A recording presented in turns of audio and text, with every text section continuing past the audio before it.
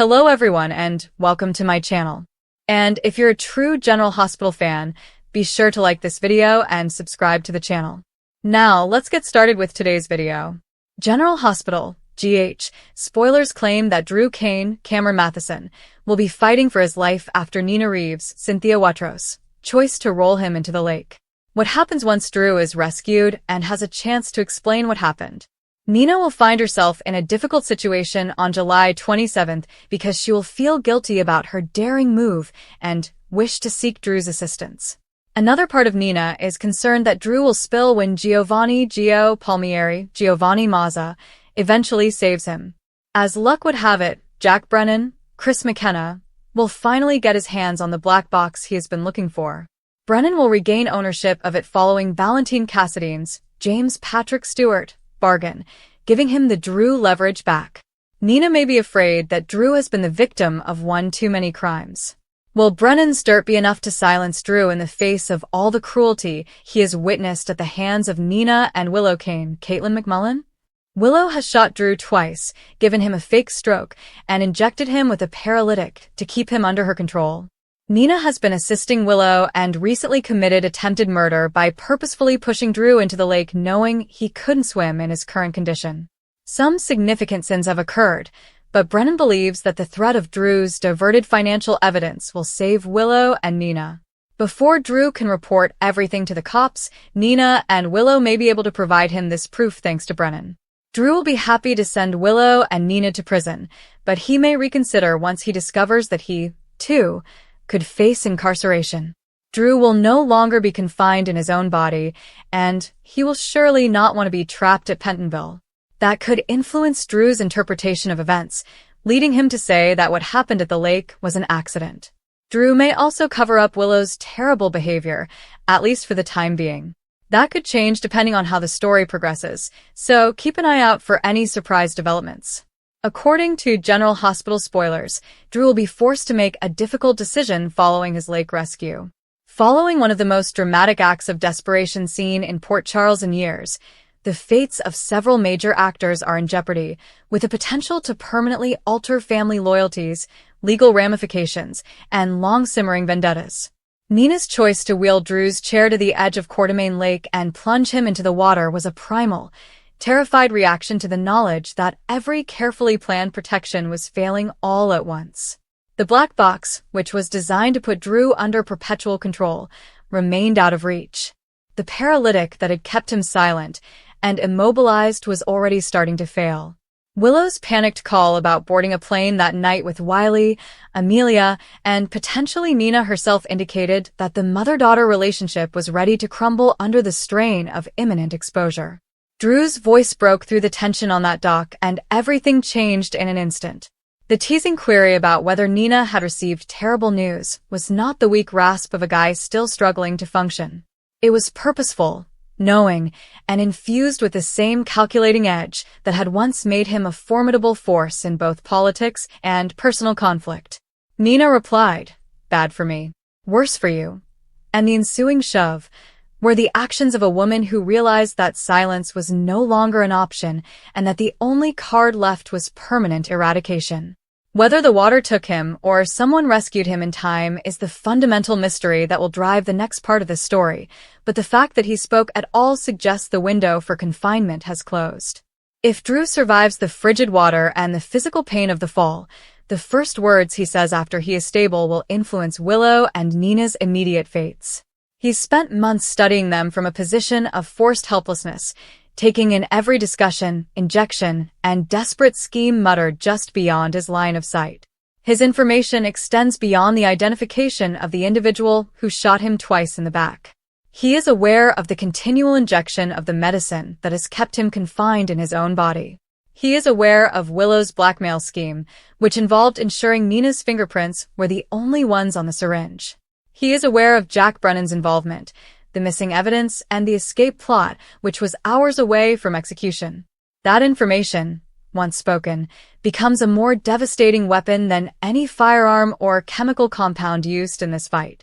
Drew's first decision will very definitely be whether to destroy Willow completely or to keep her linked to him in a new, more coercive arrangement.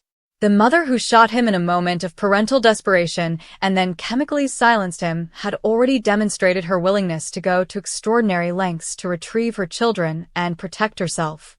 Nonetheless, she remains the legal mother of Wiley and Amelia, the public face of a custody dispute with political ramifications, and the person whose ongoing presence in his life may be seen as loyalty rather than captivity. Drew, with foresight, might decide to use that link to his advantage. He may demand total surrender in exchange for his quiet on the shooting and subsequent medical sabotage. He could force her to break all remaining contacts with Nina, isolate herself even farther from Michael and the Corinthos orbit, and serve as both caregiver and public defender while he rebuilds the power base that the stroke and paralysis had temporarily taken away. Alternatively, the wrath of a man who has been shot, drugged, and nearly drowned by those closest to him may outweigh any strategic thinking. In that case, Drew reports to the authorities as soon as he can form intelligible phrases in the presence of uncompromised police enforcement or medical personnel.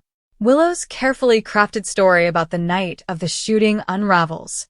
The timing of her appearance near his residence, the subsequent confession she gave to him while he was still unable to answer, and the physical evidence of the drug regimen all contribute to a solid case for attempted murder and extended assault.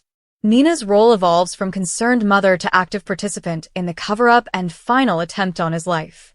Both women risk arrest, trial, and the almost certain end of any remaining relationship with the children at the core of this maelstrom.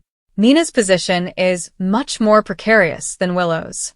She spent years alternating between strong mother protection and self-destructive decisions that constantly harm the people she claims to love. Sleeping with Drew while he was involved with her daughter was only the start. Hiding evidence, injecting the paralytic, enabling the blackmail plan, and eventually pushing the wheelchair into the lake all follow a pattern that prosecutors might easily show as a persistent campaign rather than a series of individual errors. If Drew chooses kindness for Willow while directing the whole force of his evidence against Nina, the mother becomes the sacrificial figure who bears the brunt of the punishment so that the daughter might maintain some degree of freedom. That conclusion would be consistent with Nina's history of accepting repercussions for those she cares about, but it would also leave her more isolated than she has ever been, depriving her of both legal standing and the delicate reconciliation she had begun to create with Willow. Drew's decisions are centered on the children, both emotionally and strategically. Wiley and Amelia have already been through custody fights, public scandals, and a gradual erosion of trust between the people who care for them. Drew's bond with Scout provides an extra depth. The young girl who positioned her father's wheelchair near the water during her swim practice has no idea that her moment of encouragement nearly led to his death. If Drew recovers and decides to reveal everything, the legal proceedings will thrust the children into the spotlight of yet another high-profile courtroom drama.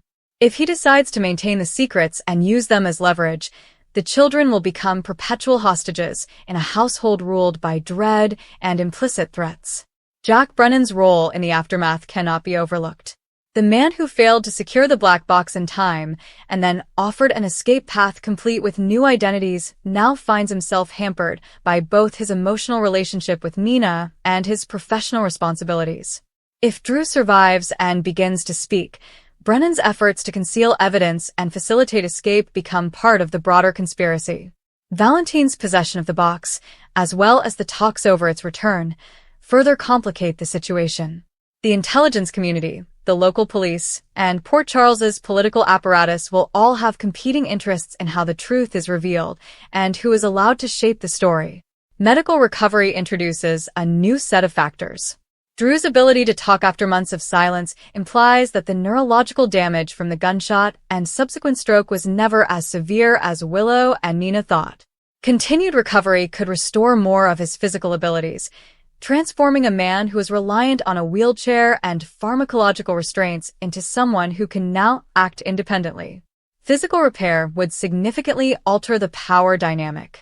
A mobile, vocal Drew, fully aware of the crimes committed against him, becomes a menace that neither lady can readily manage using the ways that worked while he was immobile. The emotional repercussions between mother and daughter will be quick and devastating, regardless of Drew's final decision. Willow's decision to confess the shooting only after fabricating blackmail evidence against Nina had already pushed the relationship to breaking point. Nina's unilateral decision to attempt murder without discussing or warning her daughter will be regarded as both treachery and indication that the elderly woman still feels she knows best. If the two ladies are forced to face legal penalties together, their common adversity may result in a darker, more desperate collaboration. If one is sacrificed to protect the other, the surviving party will be burdened with regret and anger for the rest of their lives, no matter how justified. Port Charles society will react in the typical manner of selective outrage and political calculation. Drew's enemies will applaud any version of the truth that degrades him, while his surviving allies will try to limit the harm. Michael's custody claims will gain significant traction if Willow is publicly identified as both the shooter and the person who kept her victims silent for months. Carly, Sonny, and the rest of the Corinthos network will all have their own motives for emphasizing or ignoring particular data. Alexis, who is already tied in her representation and family connections, will face ethical and personal problems that put her professional detachment to the test. The longer Drew remains mute following the lake incident, whether by choice, medical necessity, or additional interference, the more time Nina and Willow have to do damage management. They may try to portray Drew's near drowning as an accident, claim that his speech recovery was incomplete or hallucinatory, or even undertake one final medical intervention to ensure he never talks again. Each of these possibilities poses an increasing risk. Another botched attempt on his life would only strengthen the case against them when the truth was revealed. A successful second attempt would remove the principal witness while leaving a trail of medical evidence and strange timing that investigators would not overlook. Finally, Drew's decision once he is free to speak will represent the man he has become after months of forced surveillance and physical vulnerability.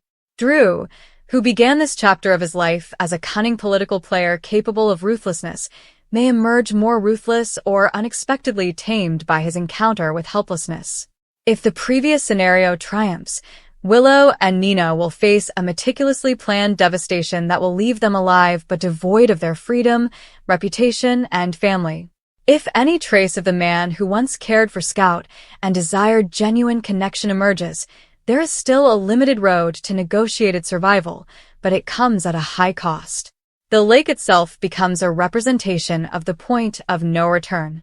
The water that nearly killed Drew also washed away any last hopes that this dispute could be resolved through concealment, chemical control, or temporary exile. Every following conversation, medical evaluation, and engagement with law enforcement or family members will now take place in the shadow of that moment on the pier. Nina's scream after the push, Willow's urgent preparations for flight, and Drew's first spoken words mark the beginning of a new and more perilous chapter in a saga that has already cost far too many lives. What remains is the gradual, unavoidable unfolding of repercussions. Drew's voice, once recovered, will not be easily hushed again. The decisions he takes with that voice will determine whether Willow and Nina spend the rest of their lives looking over their shoulders or are forced to confront the full extent of the harm they have caused in the name of love, survival, and maternal instinct. In Port Charles, such reckonings are rarely clean and always involve collateral harm. The only certainty is that the silence is over and the speech has just begun. In the midst of Port Charles's mounting upheaval, Drew Kane's fragile web of secrets has finally began to collapse in the most spectacular way possible. What began as a desperate quest for control has escalated into a life-or-death clash at Quartermain Lake, leaving one of the town's most divisive figures struggling for survival, while the two women closest to his recent nightmare prepare to face the consequences of their actions. Nina Reeves' impetuous choice to push Drew's wheelchair into the river when he showed he could speak again has set the stage for a reckoning that could change everyone's lives forever. Drew has been imprisoned in a nightmare limbo for several months. He was shot in the back and then given a carefully administered paralytic that kept him conscious, but unable to move or communicate freely, forcing him to live with the knowledge of who put him in that chair. Willow Tate, the woman he married in a premeditated alliance to protect her children and his political goals, has been the source of much of his pain. Following her acquittal on the original shooting charges, she injected him with a chemical that caused stroke-like symptoms, keeping him dependent and silent.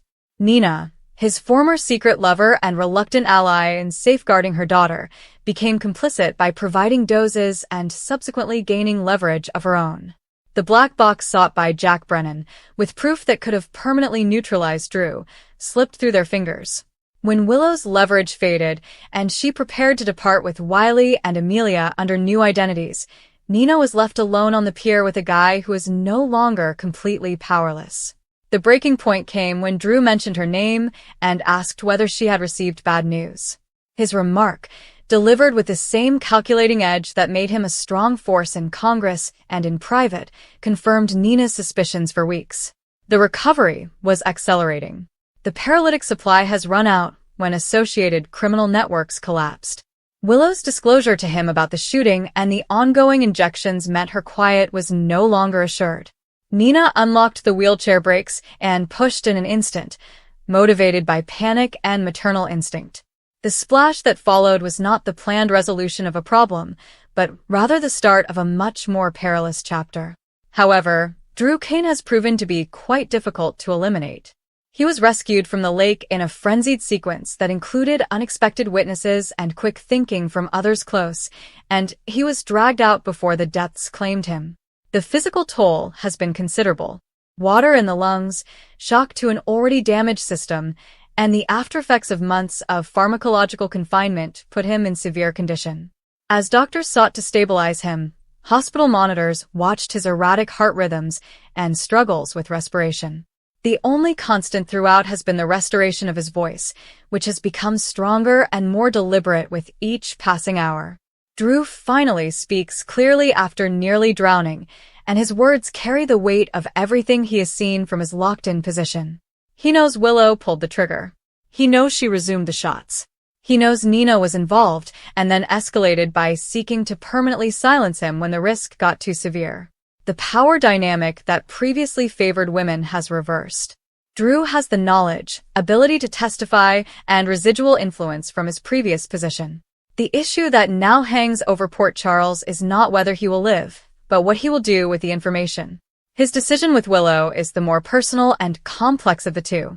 The marriage, which began as a strategic partnership, has been revealed as a cage built out of mutual desperation. Willow sought custody of her children by forming an alliance with a powerful guy. Drew sought a partner who could help him rebuild his reputation after years of scandal and turmoil. Neither imagined the level of betrayal required to keep that arrangement in place. Willow's actions were motivated by the dread of losing Wiley and Amelia forever to Michael Corinthos. She believed that controlling Drew was the only way to achieve stability. In her opinion, the shooting was a necessary severance of a toxic grasp, and the subsequent pharmacological restraint was a means of containing the threat without the finality of death. Drew's perspective, formed during months of hopeless observation, is colder. He sat silently as Willow navigated the household, managed his care, and protected her secrets. The love he once claimed to feel has deteriorated into something sharper. When he speaks to Willow following the lake event, it is not a conversation of reconciliation or even plain accusation. It is a negotiation of power. He can opt to reveal everything, reintroducing her into the court system with significantly more proof than before. He can demand that she surrender complete control of the assets and power she gained while he was incapacitated. Or he can devise a more complex arrangement in which her continuing freedom is contingent on complete compliance with his requirements. The fate he chooses for Willow demonstrates pragmatism and a desire for long-term consequences. Rather than quick devastation, he chooses a type of continual leverage that matches her previous power over him. Willow will remain free, at least for the time being, but under terms that will deny her the autonomy she has worked so hard to reclaim. Access to the children will be dependent on her cooperation. Any effort to abscond or further undermine him will result in full revelation to the authorities and Michael. The blackmail material she used on Nina is now working against her in deeper ways. Drew realizes that a desperate mother is better controlled than destroyed. He also recognizes that publicizing her misdeeds will draw attention to his own past transactions, something he would rather avoid while rebuilding.